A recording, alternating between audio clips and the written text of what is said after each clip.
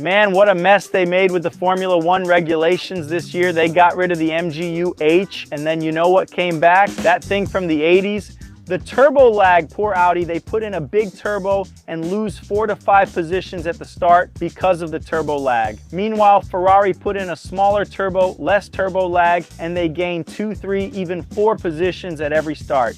How did the FIA and Liberty Media drop the ball on this? Meanwhile, Porsche has been selling the 911 for years with the electric turbo, the hybrid, which uses the electric motor precisely to work at low RPMs and eliminate turbo lag.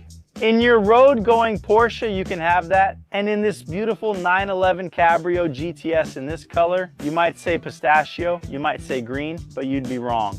The name of the color is Cartagena Yellow Metallic. It's something, like I said, so ordinary that it's not even on the back anymore. You come here, the first 911S had it, right? The little hybrid badge, but now not even that anymore, right? Just 911 Carrera GTS, and look, you could also call it a sign from the universe. Look how interesting it is, how life's coincidences work. I got a message from the previous owner of my Boxster GTS. He said, "Don't you want to upgrade?" He's selling a 911 Carrera S. I said, no. First of all, if I'm going to have a sports car, I want a sports car where the roof disappears. Second, I've been a self-confessed fan for many years, since the time of the old house. Remember, I used to say, if it reaches 10 million, I'll buy a Cayenne GTS. It hasn't reached that yet, so I didn't have to buy a Cayenne GTS.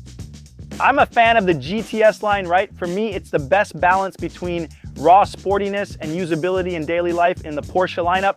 But on the same day I turned down our buddy's 911 Carrera S, Porsche called me and said, "Do you want to test the 911 Carrera GTS, man?" In other words, the sign has been given, it's just not going to be followed. Because on the price list, this car costs 1.3 million Rs. I don't have that kind of money. And you know, right, a Porsche never actually sells for the list price because there are always a lot of specs. By the way, speaking of specs, look at this interesting thing we have here. Brilliant initiative by the communications team at Porsche Brazil. Congratulations, QR code here, which you scan, and then you have the full specs for this specific unit. When you go into the specifications, it even has the so-called Porsche code, right? You see, for example, this darkened 911 Carrera GTS door sill. It's an item that's specified there, so you can be sure someone paid or will pay a little extra for that. I've been thinking about upgrading to the 911 because the 911, you know, you can see it with the wind deflector. Wind deflector up here. Let me put our 6-cylinder 3.6, by the way. That's another thing, right? With the arrival of the hybrid, Porsche even reduced the engine size, right? Many 3.8S became 3.6S. But let me lower the wind blocker here and start that delicious process of self-deception that we do, which is look. The 911 has a back seat, right? You can use a child seat. It's much more practical. It makes the whole thing make sense. The upgrade, the trunk is only in the front, right? Unlike the 718, which has it in the front and the back, but it's a bigger little trunk. Yeah, it's a car that's much more usable on a daily basis than the 718. Or in my case, right? Since I have a 2015 981.2, talking a bit about this guy's specs, right? It's also been a while since the 911 has brought in several versions this little carbon wheel. Someone definitely paid extra here too. This red brake caliper, I would delete it. I would put maybe that lime green one, lime green from the hybrids, right? From the Cayenne hybrid, even the 911 hybrid itself. It matches better with our Cartagena yellow here, GTS badge. But as I was saying, 20-inch wheels in the front, 21-inch wheels in the back. The car has a lot of grip in the rear. You guys will see this in detail soon. And here under the hood at the back of our 911, I can't show it, right? Porsche doesn't give visual access to the engine, whether in the 911S, whether in the 718s, but the numbers speak for themselves. Adding the power of the 3.6 Boxster 6-cylinder with the electric motor, right, from the hybrid, we're talking about 541 horsepower. We're talking about 62 kilogram-meters of torque. That's a lot of torques. It's a car that weighs less than 1,700 kg. And with the Sport Chrono package we're talking about, right? Porsche is unbeatable in this magic of making cars, delivering performance numbers better than the specs would make you believe or suggest. With the Sport Chrono 0 to 100 in 3.1 seconds, that's 0 to 100 like the 918 hypercar, right? Something from 10 years ago. And the top speed, my friends, is something you'll never experience in Brazil, not even on a racetrack, because no track here has a straight long enough for that. 312 kilometers per hour. Only at the driver cup on the Embraer track or on a good Autobahn will you have enough space to feel that. I couldn't deny you the real ballet, which is the lowering of the 911 Cabrio's top, right? It's more dramatic than the 718. Funny that it raises the side windows, but not this little window here, which together with the wind blocker also makes the 911 much better with the top down when it comes to wind noise than the 718. And then the interior is more discreet, right? A lot of black, especially because the color. Yes, the exterior of the car is very flashy, right? I sometimes see some 911 S718s in speed yellow, which is a color I really like. It reminds me of the rough cars. I would go for a yellow Porsche on the outside, but then the interior has to be all black, guys. Otherwise, it's too much. And the rest is what we're already used to from the 992, right? The little bit of hate that exists because we don't have... The ignition is on the left, like in every Porsche, right? But you don't need the key. You just use the proximity key here and start it with the button. The fully digital cluster also got some hate when the 992.2 came out, right? The 992.1 had the analog tachometer. I admit I would prefer that, but all of this is just a bit of window dressing. When we're talking about a car like this, right? When we're talking about putting it in Sport Plus here, maybe using the overboost mode, right? The sport response, and getting to enjoy on a Monday the Estrada dos Romeros, so join in. We don't have the big roof, right? The big roof is the biggest of all, but it doesn't work as a camera mount for us. But join me here by the side window and let's enjoy what life has to offer, right? A 911 on a mountain road. Let's go. What a Monday, my friends. There is a better life, but it's much more expensive. I've already activated the wind blocker back there too, so you can have cleaner audio. And now let's get down to business, right? Look, driving modes here. Sport, nothing. Sport Plus. Look, the transmission's already holding shorter gears here, right? It's already holding the first gear. The roar has already gone up. You can activate the exhaust sound only, right? In everyday city driving to impress your friends. Without making the suspension stiff, you can see here that it's also firmer. This unit here, you can see it there. Wow. It has the Sport Chrono, right? So it goes from 0 to 100 in about 3.2 seconds, right? The Sport Chrono allows for this stupid and insane launch control in the best sense of the word. Look how it also accepts downshifting here on the pedals. Shall we see if launch control is working properly? The PASM is working properly, right? Porsche Activity Stability Management, or Please Save Me. It saved us there. While we wait for a gap to pass the truck here, let's give a few more details, right? We have 541 horsepower, 62 kg of torque, but the so-called hybrid, right? The turbo with the electric motor eliminating turbo lag has become so common at Porsche that it doesn't even have any identification anymore, right? When it first came out, it had the hybrid badge. This one doesn't even have a badge, but it's there preventing turbo lag, and that pays dividends. Here on this road, we'll be back in a moment. Let's get down to business. Who here remembers Tiesto, right? Did you see when we sped up down there? I don't know if it was noticeable on camera, but the rear end was fishtailing, right? Even with PASM activated. Why is that? Because Porsche has been in the business of defying the laws of physics for 70 years. With the 911 right, there's a lot of weight on the rear axle, almost 1,700 kgs, right? So I've even mentioned this in other videos with the 911 here on Estrada dos Romeros. The 911 never has that perfect balance, that true ballet. The 918 does, right? With the mid-engine. The polar moment of inertia of the 911 with the rear engine is very high. But nowadays, with the huge grip from the rear tires, 21-inch wheels in the back and 20 in the front, the car is staggered.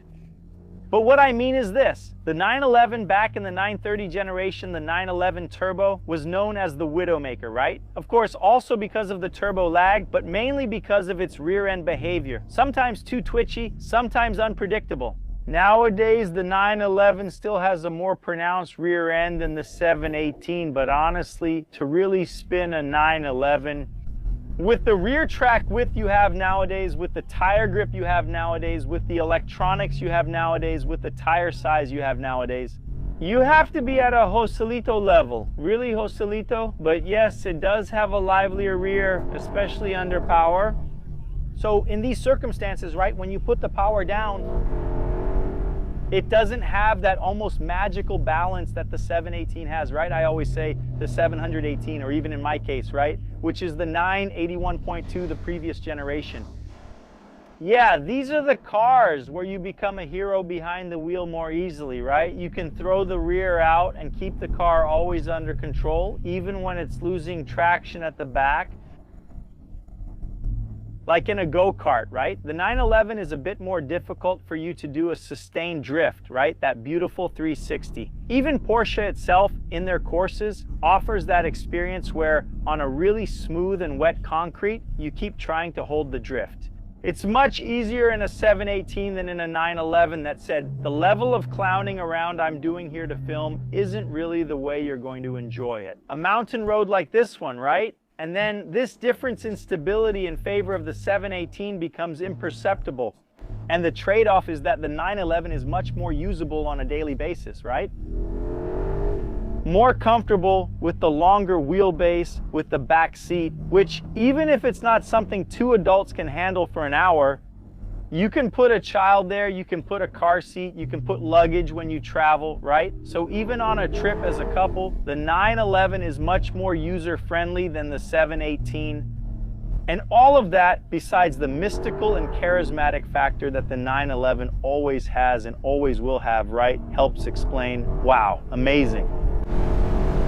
Us.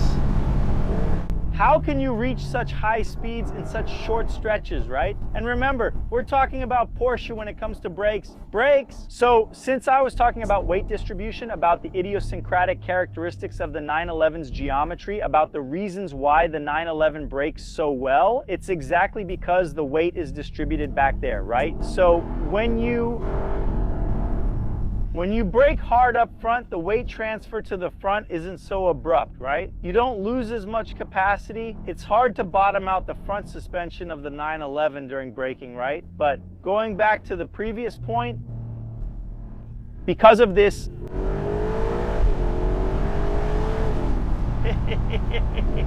because of all this extra usability and all this extra charm, even with a much higher starting price, right? It's hard to get into a brand new 911 in Brazil today for less than R1,000,000. Even so, new things are coming. This warning matters, even if we already know. That's why the 911 sells the way it does in Brazil, right? It sells more than the 718, even though its starting price and average price are much higher. And it's possibly, no, certainly, the only Porsche model for which Brazil is a top 10 market in the world, right? Last year. The sound here from the turbo, it's not the same as the naturally aspirated GT3, but with the top down, right? It really sounds great. It's awesome for you to enjoy. But Brazil was the 8th country that sold the most 911S in the Porsche world last year.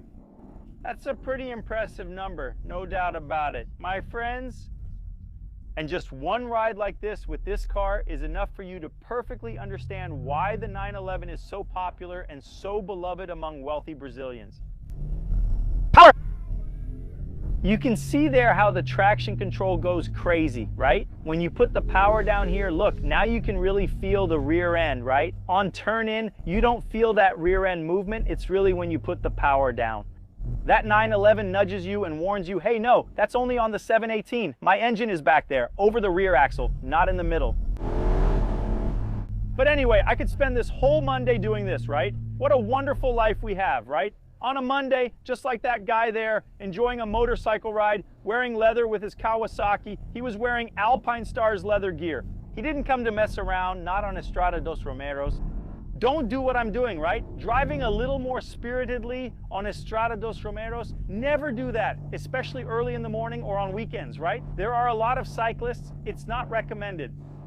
Yeah, but anyway, it's just a nice day, right? Because when you switch to a more relaxed mode, look, let's put it in sport mode here. The suspension relaxes, the transmission relaxes, and then, well, you can use this car as a daily driver, right? Even though it's a convertible, it's very easy to understand why the 911 is such a versatile car, right? It's much more versatile than the 718 itself. Let's get to our final conclusions. Let's do one more quick pull in Sport Plus. Power. Brake, brake, whoa, brake. It has brakes. It takes second gear at 100 km/h. The gearbox is incredible. Final thoughts, it's very simple, right? The 911 kind of doesn't have, it's hard to imagine someone cross-shopping a 911 with something else, maybe just the base Carrera, the Guy 2. Look at the Mustang Dark Horse, for example. But when you talk about the 911 GTS, Cabrio, a 4-seater convertible, right? 2+2, Ford doesn't offer the Mustang convertible. It really is not just something that has no parallel, right? Then, if you look at the other side of the spectrum, I always say, right, if you look at a Ferrari, for example, Porsche, before Formula One in Brazil puts on a race, Ferrari puts on a parade, right? They're not cars for you to take to the track, to a track day, anytime like this car here is. It really is a life project, putting a 911 Carrera GTS Cabrio in the garage. I just don't know if I would go for this pistachio green one. What about you? Tell me in the comments, leave a like on this video, subscribe to the channel, and as always, thank you so much, take care, and a big hug. Now let's make the sacrifice of driving this beast back to Sao Paulo. Let's go!